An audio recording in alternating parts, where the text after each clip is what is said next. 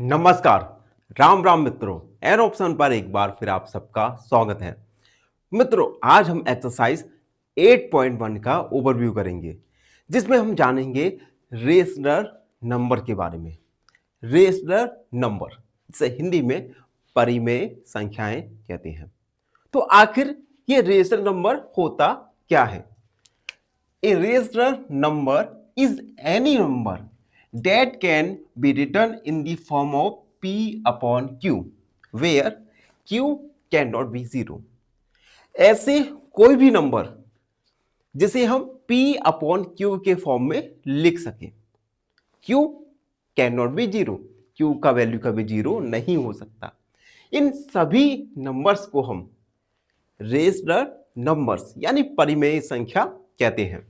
यहां पर P nominator और Q डिनोमिनेटर होता है। फॉर एग्जाम्पल 1/2, -3/2, 3/5 और 7/4। ये सब एग्जाम्पल हैं रेशनल नंबर्स के, जिन्हें हम P अपॉन Q के फॉर्म में लिख सकें। P नोमिनेटर और Q डिनोमिनेटर होता है। उसके बाद जानेंगे हम positive and negative rational numbers के बारे में। तो देखो, ये है टाइप्स ऑफ इंटीजर्स। इसमें पॉजिटिव और निगेटिव रेशनल नंबर्स आते हैं। अब देखो, पॉजिटिव रेशनल नंबर 3/4, 5/6 एग्जाम्पल है। निगेटिव रेशनल नंबर्स के एग्जाम्पल है -2/3 और -7/8। उसके बाद हम जानेंगे rational numbers on number line. किस प्रकार से हम रेशनल नंबर को नंबर लाइन के ऊपर रिप्रेजेंट कर सकते हैं। तो देखो, rational number can be represented on A number line. एक छोटे से एग्जांपल के द्वारा समझते हैं। मान लो हमें 1/2 को नंबर लाइन के ऊपर रिप्रेजेंट करना है। सबसे पहले हम क्या करेंगे? Divide the distance between 0 and 1। अब देखो, 1/2 ये 0 और 1 के कहीं पर बीच में होगा। तो हम क्या करेंगे? 0 और 1 को 2 इक्वल पार्ट्स में डिवाइड कर देंगे। हमने किया 1/2, 1/3। आप चाहो तो और भी पार्ट्स में डिवाइड कर सकते हैं। उसके बाद देखो, ये है 1/2, यहां पे हमने मार्क कर दिया। इस प्रकार से हम रेशनल नंबर्स को नंबर लाइन के ऊपर रिप्रेजेंट कर सकते हैं।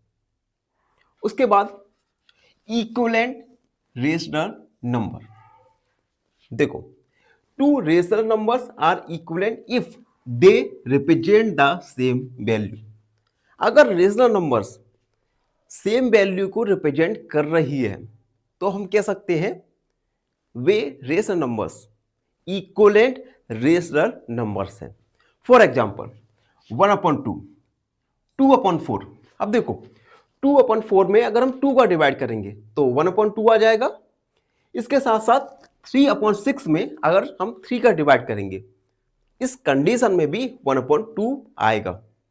इट मींस 1/2, 2/4 और 3/6 ये इक्विवेलेंट रेशनल नंबर्स हैं जो कि सेम वैल्यू को रिप्रेजेंट कर रहे हैं।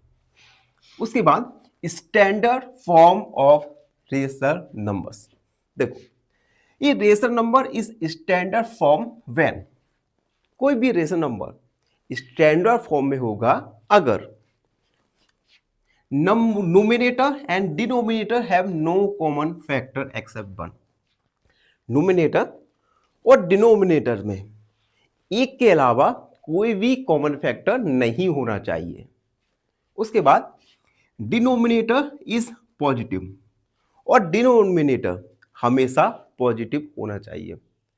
अगर ये दोनों कंडीशन फॉलो हो रही हैं, दोनों कंडीशन अप्लाई हो रही है किसी भी रेशनल नंबर पर, इट मींस ये रेशनल नंबर का स्टैंडर्ड फॉर्म है। एक एग्जांपल द्वारा समझते हैं। 6/8। 6/8 का स्टैंडर्ड फॉर्म है 3/4। कैसे? सबसे पहले 3 और 4 का कॉमन फैक्टर है, ये है 1। ठीक है। उसके बाद ये जो डिनोमिनेटर है ये पॉजिटिव है, तो दोनों ही कंडीशन 3/4 पर अप्लाई हो रही हैं। इट मीन्स 3/4 स्टैंडर्ड फॉर्म में है। ठीक है, यहां तक क्लियर आया। उसके बाद कंपैरिजन ऑफ रेशनल नंबर्स, किस प्रकार से हम रेशनल नंबर्स का कंपैरिजन यानी तुलना कर सकते हैं। तो कंपैरिजन करने के लिए कुछ स्टेप को हमें फॉलो करना होगा। पहला step, make denominator same. Denominator हमें सेम करना है, उसके लिए हम यूज करेंगे एलसीएम मेथड का। उसके बाद जब डिनोमिनेटर सेम हो जाए तो हम न्यूमिनेटर को कंपेयर करके रेशनल नंबर्स का कंपैरिजन करेंगे। एक एग्जांपल के द्वारा समझो, 2/3 और 5/6, इन दोनों रेशनल नंबर का हमें कंपैरिजन करना है। कंपैरिजन यानी हमें पता करना है कौन सा नंबर छोटा है, कौन सा नंबर बड़ा है। अब देखो यहां पर 3 और 5 दोनों ही रेशनल नंबर सेम नहीं है, तो हम इन डिनोमिनेटर को सेम बनाएंगे। कैसे? 3 और 5 का एलसीएम लेंगे जो आएगा 15। उसके बाद 2/3 में 5/5 का मल्टीप्लाई कर देंगे।